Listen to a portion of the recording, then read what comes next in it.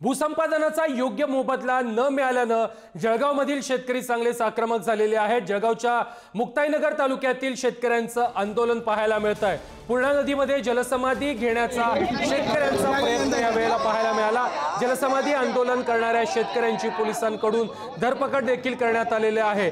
इंदोर हैदराबाद महामार्गाच्या भूसंपादनामध्ये योग्य मोबदला न दिल्याचा आरोप या शेतकऱ्यांनी केलेला आहे। शिंदेच्या शिवसेनेचे आमदार चंद्रकांत पाटील देखील या आंदोलनामध्ये सहभागी झालेले होते। मुक्ताईनगर तालुक्यातून जाणाऱ्या इंदोर हैदराबाद महामार्गाच्या भूसंपादनामध्ये योग्य मोबदला न मिळाल्याने शेतकरी चांगलेच आक्रमक झालेले होते आणि त्यांनी पूर्णा नदीमध्ये जलसमाधी आंदोलन करण्याचा प्रयत्न केला, मात्र या शेतकऱ्यांची पोलिसांनी धरपकड केली आहे।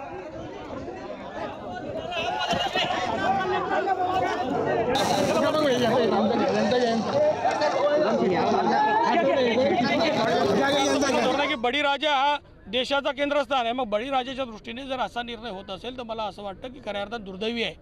विधानसभेचं अधिवेशन चाललंय, मी माननीय मुख्यमंत्र्यांना या निमित्ताने विनंती करेल की आपण हस्तक्षेप करावा आणि ह्या लोकांवर जो अन्याय झाला, लोक आज मरासाठी उतारू झाले आहे की आमची कायमची जर पोटाची भाकर जाते आहे तर तुम्ही किमान त्याच्या मोबदल्यामध्ये योग्य पैसे मोबदला मिळाला पाहिजे। तो मोबदला मिळत नसेल तर मला असं वाटतं की अतिशय दुर्दैवी आज आंदोलन करावं लागतं आहे। लोक जलसमाधी आंदोलन करत आहे।